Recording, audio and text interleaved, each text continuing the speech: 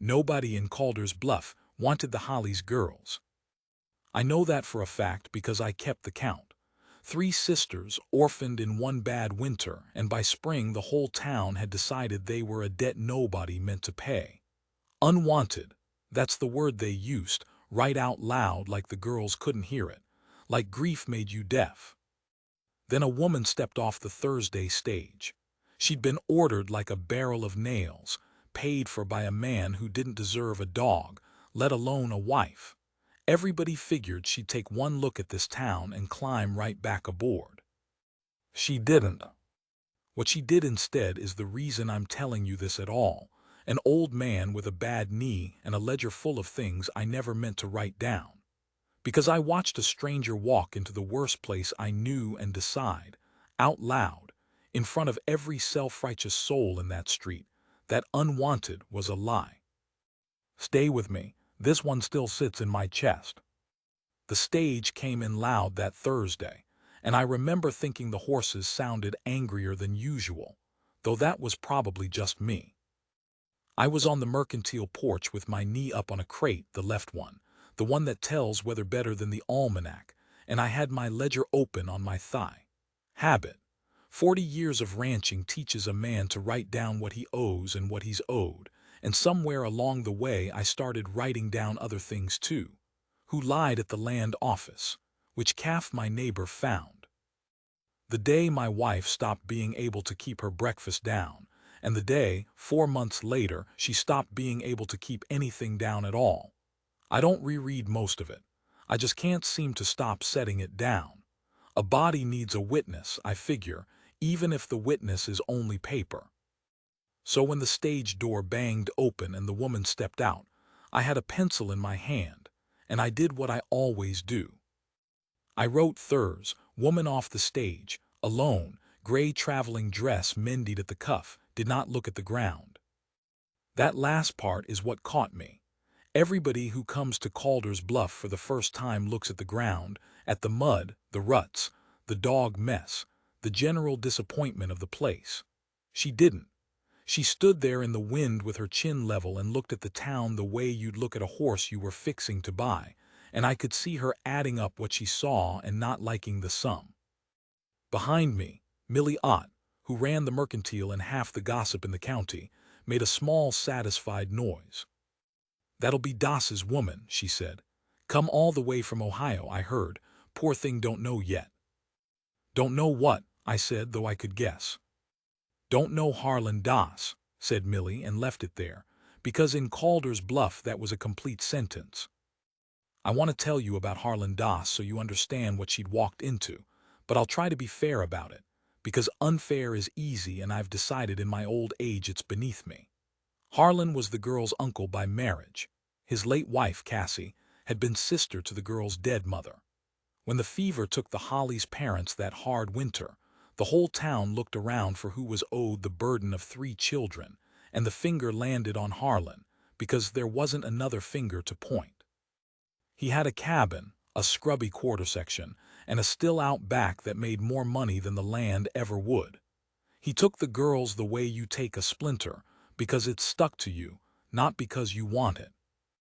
That was near a year gone by the day the woman stepped off the stage.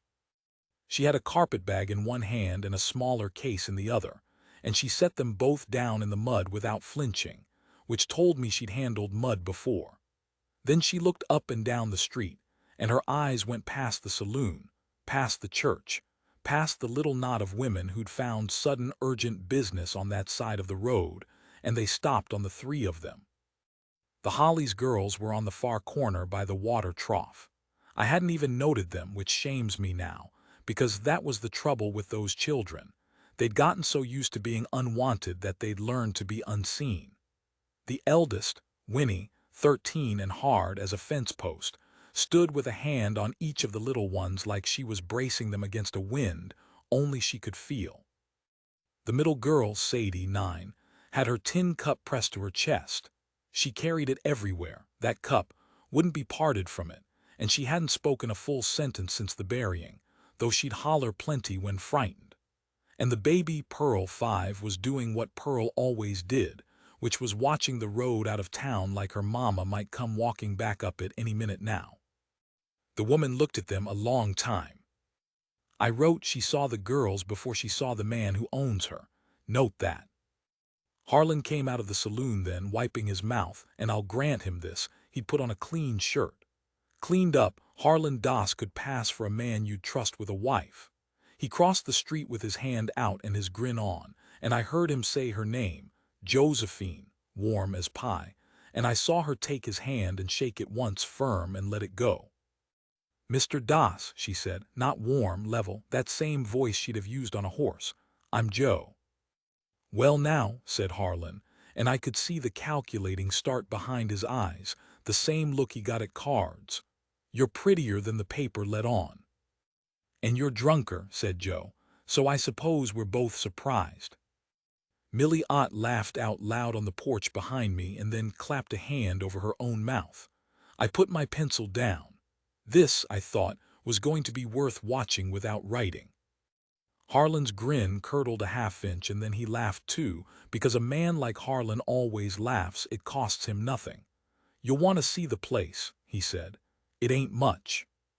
So I gathered. She picked her bags back up, then she looked past him again to the corner. "Those are the children." It wasn't a question, but Harlan answered it like one because a question was easier to deal with than whatever her flat voice was.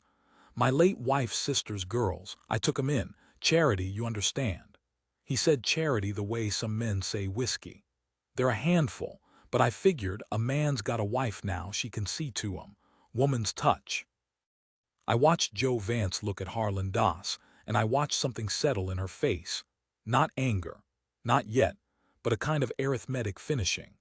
She'd come near 2,000 miles on the strength of a letter and a photograph, and whatever hope a woman keeps folded up small enough to survive a journey like that. And here at the end of it stood a drunk who'd already handed her 3 children he called a handful, before she'd even seen his house. She said, "How long since they've eaten a proper meal?" "They eat," said Harlan. "That's not what I asked." And Harlan, for once, didn't have a laugh ready. "Now I have to tell you about the house, because you can't understand the rest without it. I rode out there myself 2 days later, invented some errand about a strayed heifer that everyone including me knew was a lie, because I'd taken it into my head to see how the woman was faring. My wife would have called that nosiness. I called it neighborliness. The truth was somewhere in the mud between the two. The Doss place sat in a fold of ground where the wind couldn't quite reach, and so the smell just settled. The cabin was 1 room and a lean-to. Chickens in the yard, more feathers than flesh on them. The still out back going full, which meant Harlan was somewhere and it wasn't the field. And the girls. Pearl was in the yard with no shoes in April in Wyoming territory. Her feet were blue at the toes.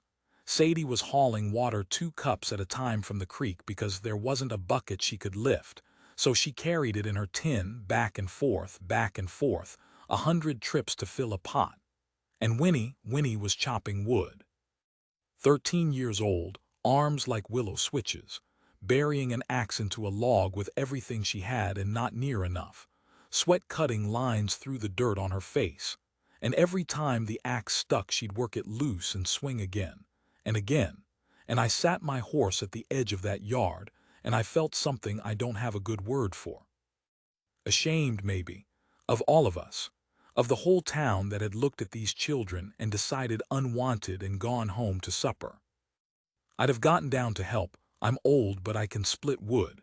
Except that just then the cabin door opened and Joe came out with her sleeves rolled and her hands red from lie, and she saw Winnie at the woodpile and she stopped. "Winnie," she said, "put it down." Winnie didn't. She swung again, the axe stuck. "Winnie," softer, "you've split enough for a week. Put it down and come inside, there's biscuits." And here's the thing that undid me. Winnie turned around, this iron-hard child who I'd never once seen cry, not at the burying. Not any day since, and she said, in a voice that came apart at the edges, "If I stop, he'll say I'm lazy, and then he don't feed Pearl." The yard went quiet except for the still ticking away out back. Joe crossed that yard slow like you'd approach a spooked animal, and she took the axe out of Winnie's hands and she set it down in the dirt, and then she did the thing I'll remember till they put me in the ground. She didn't hug the girl. She knew better than to grab a child braced that hard. She just stood close and said, "Lo, he is not going to decide who eats. Not anymore. Do you understand me?" Winnie looked at her. 13 years of being unwanted looked at this stranger and did not believe her. "You'll leave," Winnie said. "Everybody leaves. Mama left and she didn't even want to." "I'm not everybody," said Joe. "That's what leaving people say." And Joe, I saw this. I was 50 feet off, but I saw it plain. Joe flinched. Because the child was right and she knew it. And she had nothing to offer against it but a promise she wasn't yet sure she could keep. She'd come to marry a man for a roof over her head. She had no claim on these children, no money of her own, no way in the world to feed 3 girls if she walked away from Harlan Das. Staying meant marrying a drunk.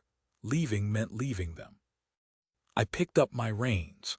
I'd seen more than I had any right to. I turned my horse and rode home, and I didn't write a word in the ledger that night, because some things you carry a while before you can set them down. The town, meanwhile, had opinions. Calder's Bluff always had opinions. It was a town of maybe 300 souls and 400 certainties, and the certainty that spring was that Joe Vance was going to be the making of the Hollies girls, meaning she'd take them off the town's conscience, tidy them up, and let everyone go back to not thinking about them. There's a particular cruelty in a town that wants a problem solved so it can stop feeling bad, and doesn't care who does the suffering as long as it's out of sight. I know because I was part of it. I'd told myself the girls were Harlan's business. I'd kept my count and turned my page. But Joe Vance would not let us turn the page. The first Sunday after she arrived, she brought the girls to church. Washed, braided, in dresses she'd made over from her own. I recognized the gray traveling dress cut down to fit Pearl. And she walked them up the center aisle to the third pew, which was empty because the third pew belonged, by long custom, to the Ott family, and she sat the girls down in it bold as brass. Millie Ott came in late and stood in the aisle with her mouth open. And Joe looked up at her, calm as still water, and moved over to make room, as if to say, "There's space enough, sit down." Millie sat somewhere else, but she sat down. After service in the yard, the Reverend's wife, a good woman mostly, but one who liked her charity delivered from a height, took Joe aside and said, loud enough that I heard it over the horses, "It's a Christian thing you're doing, taking on those poor creatures. Though I'd caution you, dear. Bad blood tells. Their father was a drinker, you know, and the middle one, Simple, hasn't the wit to speak." I watched Joe's jaw, just a small muscle jumping. "Sadie speaks," said Joe. "I've never heard it." "You've never listened." Joe said it pleasant as anything, and it landed like a slap, and the Reverend's wife blinked. "She talks to her sisters when she trusts the room. She hasn't trusted a room in this town since her mother died, and I can't say I blame her." She smoothed Pearl's hair. "As for bad blood, I've buried a husband and crossed a continent alone, ma'am, and I've yet to find any blood worse than the kind that watches a child chop wood in the cold and calls it charity. If that's the bad blood you mean, there's a good deal of it in this town, and none of it's in these girls." Then she gathered the 3 of them and walked out of that churchyard, and I swear the whole crowd parted for her like she was carrying something holy, and maybe she was. I wrote that night, "She has decided to fight the whole town for 3 children she is not kin to and cannot afford. God help her. God help all of us, because I think she might win." But wanting and winning are 2 different animals, and the wall Joe Vance ran into had a name, and the name was Harlan Das. See, the girls weren't hers. In the eyes of the law and the town, they were Harlan's, his to keep, his to feed or not feed, his to marry off in 8 years or work to the bone before then. And Joe had come out here as Harlan's promised wife, which meant that the roof over the girls' heads and the food in their mouths, such as it was, all came through him. She couldn't take the girls and leave Harlan. She couldn't stay with Harlan and protect the girls, not really, not while he held every card. She tried that first month. Lord, she tried. She cleaned that filthy cabin till you could eat off the floor. She got the chickens laying. She traded her one good brooch, the only thing of value she owned. I found out later her dead mother's brooch, to Millie Ott for a milk cow, so the girls would have milk. She taught Winnie her letters by candlelight. She got shoes on Pearl's feet.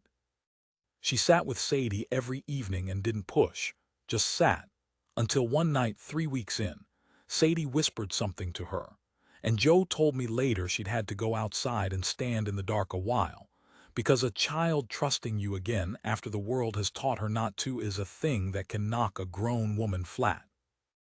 And Harlan let her do all of it because all of it cost him nothing and made his house comfortable. He got a clean cabin and cooked meals and a woman keeping his charges quiet, and in exchange he gave up not one single thing. He kept drinking. He kept selling whiskey. And he kept, most nights, coming home late and mean, and one of those nights. I only know this because Winnie told me. Months after, in a voice I won't forget, he raised his hand to Pearl for crying, and Joe stepped between them. She didn't scream. Winnie said that was the frightening part. Joe just stepped in front of the little one and said, very quiet, "You will not." And Harlan, who was drunk and used to being obeyed, said, "That's my kin, my house, I'll do as I like." "You'll do as you like," Joe agreed, "right up until I take these children and walk to the county seat and tell the judge how you keep them. And I'll tell him about the still, too, that you're not licensed to run. You want to gamble you're still against my willingness to talk, Harlan, because I've got nothing left to lose and you've got a business that keeps you in whiskey. I'd think on the odds." Winnie said Harlan looked at her a long time. Then he laughed, that cheap laugh, and he said the thing that changed everything. He said, "You think a judge listens to a mail order woman over a man of property. You're not even my wife yet and you never will be because I've decided against it. So you've got no claim on this house, nor these girls, nor a single plank of my floor. You're a guest, Josephine, and I'm done hosting." And he told her to be gone by morning. I found out at dawn because Winnie ran the 2 miles to my place in the dark. She knew where I lived. I'd let it slip that day at the woodpile, told her if there was ever trouble, and she stood on my porch out of breath and said, "He's put her out. He's put Miss Joe out and he's keeping us." I got my coat. My knee screamed at the cold, but I got my coat. And I want you to understand what I was riding toward because this is where the story turns, and I've thought about it every day of my life since. Joe Vance had crossed a continent on a promise. She'd sold her mother's brooch. She'd spent a month pouring herself into 3 children who weren't hers, and now the drunk who held all the power had thrown her out with nothing, no husband, no home, no claim, no money, and kept the girls as his own, to work and neglect and eventually be rid of. She had every reason in the world to get on the next stage and go. Any sensible woman would have. When I got to the crossroads where the DOS track meets the county road, in the gray before sunup I saw her. She was sitting on her carpetbag in the middle of the road with her smaller case beside her, and I thought, well, there it is, she's waiting for the stage, and who could blame her? Then I got closer, and I saw she wasn't facing the way the stage would come. She was facing back toward the DOS place.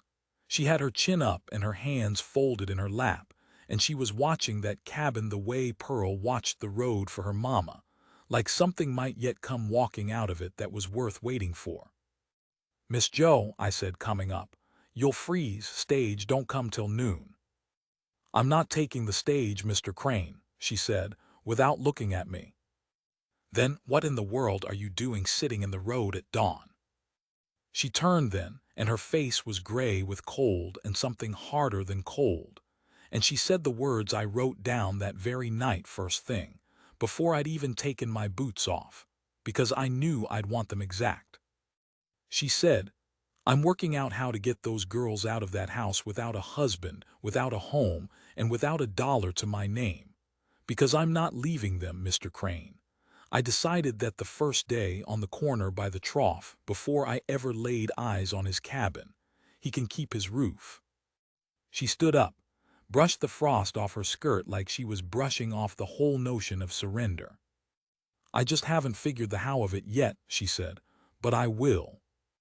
The how of it turned out to be spite mostly. I mean that as the highest compliment I know how to pay. Because here is what Joe Vance did, and I had a front row seat to all of it, being as I was the fool who told her she'd freeze, and then found I couldn't leave her sitting in that road. I took her back to my place. Now I know how that sounds, and I'll tell you plain it wasn't like that. And anyway, the whole town assumed the worst inside of a day, and Joe took one look at me worrying over my reputation and said, "Mr. Crane, I am a widow of 34 with 3 children to steal and no time for what Millie Ott thinks. Let them talk. Talk is free and I'm broke." So we let them talk. My place had a spare room that had been my wife's sewing room and had sat shut for 6 years because I couldn't make myself open the door. Joe opened it the first morning, aired it out, and had it swept before I'd finished my coffee, and when I came to protest I found her standing in the middle of it holding my wife's old thimble, and she set it down very gentle on the sill and said, she had small hands. And I couldn't speak, so I went and split some wood, which is what I do instead of weeping, and there's been a deal of split wood in my life. Here was the plan Joe built, over the next weeks, mostly at my kitchen table with the ledger between us, because I'd started letting her use it to figure sums. She couldn't take the girls by force. They were Harlan's charges in the eyes of the law. She couldn't buy them. You can't buy a child, though God knows Harlan would have sold them. So she'd have to make Harlan give them up, make keeping them cost him more than losing them. And the only thing Harlan Das valued more than not being bothered was money and not being hanged. So Joe went to work on both. First, the money. She let it be known, quiet through Millie Ott, who by now had swung clear around to Joe's side, the way a weather vane does, and was fierce about it, that she'd taken sewing and washing, and she was good, and she was cheap, and within a month half the town's mending came through my kitchen. She wasn't just earning. She was making herself useful to the very people who'd called those girls unwanted, so that when the day came, the town would be on her side and not Harlan's. She was building an account, and the currency was goodwill, and she spent every coin of it deliberate. Second, and this is the part where I learned what kind of steel was in her, she went after the still. Not loud, not to the sheriff who drank Harlan's whiskey free and would have warned him. She wrote a letter to the Federal Revenue Office 3 counties over about an unlicensed distillery operating on the Das Quarter section. She showed me the letter before she sent it, and she watched my face while I read it, and she said, "This will likely ruin him, Mr. Crane.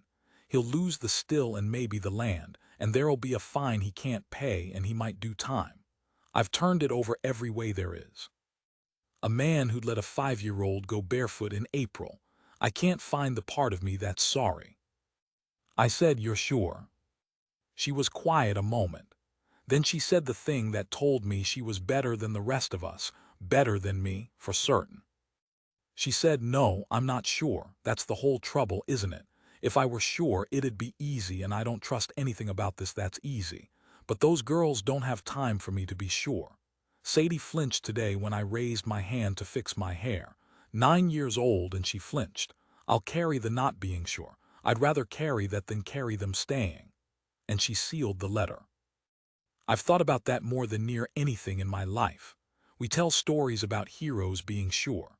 The real ones, the ones I've known, do the hard thing while still afraid it's the wrong one, and carry the doubt forever, and call that the price. Joe Vance mailed a letter that would break a man, knowing it might be a sin, deciding the girl's safety was worth the weight on her own soul. That's not the story of a saint. It's better. It's the story of a person. The revenue men came in June. They came quiet, 2 of them, and they found the still, and they found Harlan drunk enough that he tried to fight them, which added a charge.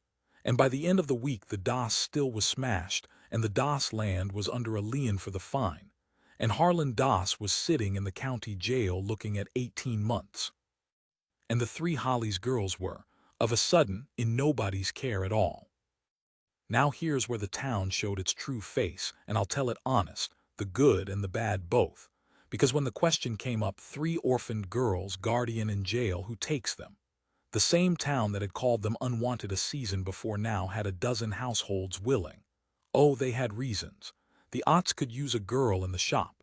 The Reverend's wife spoke grandly of Christian duty.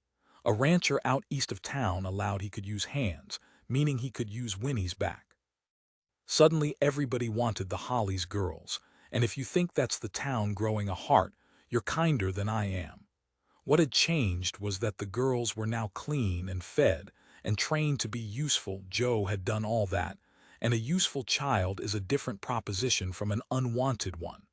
They didn't want the girls. They wanted what Joe had made of them. And there was talk. I heard it at the mercantile. I wrote it down. It made me sick of splitting them up. Winnie to the ranch, Pearl to the Reverend, Sadie to whoever, take a child that wouldn't talk. Three sisters who'd buried their parents together and survived a year of Harlan together, split 3 ways across the county to households that saw them as labor. Joe heard it the same day I did. She went to the county seat. She had no money. She had no husband. She had no legal standing. She wasn't kin. She wasn't even a married woman. She was a jilted mail-order bride living in a widower's spare room, which in that county was about the lowest thing a respectable woman could be. She had a stack of mending she'd done for half the town, and she had Millie Ott's loud mouth on her side. And she had me, an old rancher with a bad knee and a good name and a small deal of land. And she had one thing more, which turned out to be the thing that mattered. She had a year of showing up. The judge was a tired old man named Pryor who'd seen every kind of person try to claim every kind of child. He heard the ranch hand who wanted Winnie's back. He heard the Reverend's wife's speech about duty, which was fine and long. And then he heard Joe, who stood up in a made-over gray dress and said, "I was there. I've got it word for word," she said. "Your Honor, I've no claim on these girls in law, I know it. I'm not their blood and I'm not anybody's wife, so I won't stand here and pretend I've a right. I'll only tell you what I've done and you can weigh it. I've fed them 14 months. I taught Winnie her letters. She reads better than half this room. I got shoes on Pearl and I've sat with Sadie every night until she trusted me enough to speak, and she does speak, Your Honor. She spoke to me this morning. She said don't let them split us up." Joe's voice caught there just once and then went level again. "Every soul who wants one of these girls wants one. I'm the only one in this room who wants all 3, not because they're useful, because I love them. That's not a legal claim, I know that, but I'd ask you to weigh it just the same." The room was dead quiet. Pearl was on my knee. I'd been given charge of her, and she had her thumb in her mouth watching Joe like Joe hung the moon. And Winnie stood by the wall with her jaw set and her eyes shining and refusing to let the tears go. And Sadie was holding her tin cup, and she walked, all on her own, across that courtroom floor, and she stood next to Joe, and she took Joe's hand. Judge Pryor looked at that a long while. Then he said, "Mrs. Vance," and I noticed he said Mrs., gave her back the respect the whole town had spent a year taking. "The law would have me hand these children to a household with a man at its head and property in its name. That's the law, but the law didn't teach that child to speak, and it didn't walk across my courtroom to hold your hand." He took his spectacles off. "I'm going to appoint you guardian. God help me if I'm wrong, but I've been on this bench 30 years and I've learned to know the difference between someone who wants a child and someone who wants what a child can do. You're the first person in this matter who's shown me the former." I don't remember much of the next minute. I remember Winnie made a sound like something breaking loose and finally let go and cried, 13 years of it all at once. I remember Pearl asking me, was Miss Joe our mama now, and me not being able to answer. I remember Joe on her knees on that courtroom floor with all 3 girls saying over and over, I've got you, nobody splits you up, I've got you." I remember I had to go stand in the hall. I split a lot of wood that week, is what I'm saying. I could stop there. I know that's where the story wants to stop. The town proved wrong. The girls saved. The mail-order bride who everyone figured for a quitter standing in a courtroom with 3 children who were hers now, whole and together and safe. But that's the tidy version, and Joe Vance never once in her life got the tidy version, and I'd be lying to you if I dressed it up. Because guardianship isn't a happy ending. It's a beginning, and beginnings are hard. Joe had 3 girls and no husband and no money, living in an old man's spare room on charity she hated taking. The town admired her now. That's an easy thing, admiration. It costs nothing and buys nothing. Winter was coming and there were 4 mouths and mine besides. What happened next is that I asked her to marry me. And before you go soft over it, it wasn't like that, or it wasn't only like that. I was 61 and she was 34, and I'd loved my wife with my whole heart and buried her, and figured that was the whole of my ration of love in this life. I asked Joe because she needed a name and a roof and land in law, and because those girls needed a home nobody could question, and because, I'll be honest, my house had gone quiet as a grave 6 years back and had somehow, without my leave, filled up with the sound of children again, and I could not bear the thought of it going quiet a second time. She said no. I want that in the record because it's the truest thing about her. She said, Elias, you're a good man and I'd be a fool not to be tempted by the security of it. But I've married once for love and lost it, and I came near marrying once for a roof and thank God I didn't. And I'll not marry a 3rd time for the girl's sake and turn you into a man who got taken in his old age because he was lonely and I was desperate. If you want us here, we'll stay, and I'll earn our keep till I die, and I'll be the truest friend you ever had. But I won't take your name to solve a problem. You deserve better, and so do I, even now, especially now. So we didn't marry. She stayed on as I never did find the word for it, not wife, not housekeeper, family, I suppose, the kind you choose. The girls called her Mama and called me Grandpa Eli, which I never asked for and never got over. She earned her keep and then some. And the town, which had wagged its tongue about the arrangement for a season, eventually got bored, the way towns do, and moved on to somebody else's business and left us to ours. That was 11 years ago. Winnie's married now to a decent man 2 counties over, and she reads to her own bobbies every night, the letters Joe taught her. Sadie talks plenty these days, won't hardly stop, and she's apprenticed to a doctor in Cheyenne, if you can feature that, the girl they called Simple, gone for a healer. She still carries the tin cup, won't say why, and I've stopped asking. And Pearl, little Pearl, who watched the road for a mama who wasn't coming. Pearl's 16 now and stands at that same crossroad sometimes, but she's not watching for anybody anymore. She's just fond of the view. Joe's gray at the temple and her hands are ruined from lie, and she's the finest person I've known in a long life of knowing people.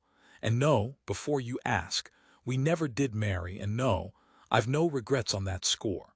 Some things don't need the name to be real. Ours never did. Harlan Doss got out of jail after 14 months and left the county, and I never heard of him again. And I've decided that's mercy enough for the both of us. I'm an old man now, older than I ever meant to get, and my knees given up predicting weather and taken to just aching, and I still keep the ledger, though my hand shakes and the writing's got hard to read. Last night I opened it to the first page about all this, the Thursday page, and I read what I wrote about the woman off the stage who didn't look at the ground. And under it, in an old man's careful print, I'd written that first night, before I knew a single thing about how it'd go. God help her. I think she might win. She won. Not the way I meant it. She never got the tidy thing, the husband and the house and the town's forgiveness wrapped up with a bow. She got something harder and better. She got 3 girls who'd been told they were unwanted their whole short lives, and she made them by main force and stubbornness and love, and one letter she still isn't sure was right, into people who know down to the bone that they are wanted, were always wanted, that the lie was never them. I asked her once, a few years back, sitting on this porch, whether she ever regretted it. The whole of it. Crossing the country for a drunk, losing her brooch, the sin of that letter she'll carry to her grave, giving up every ordinary happiness a woman's supposed to want. She thought about it a long time. She's always thought about things a long time, It's why I trust her answers.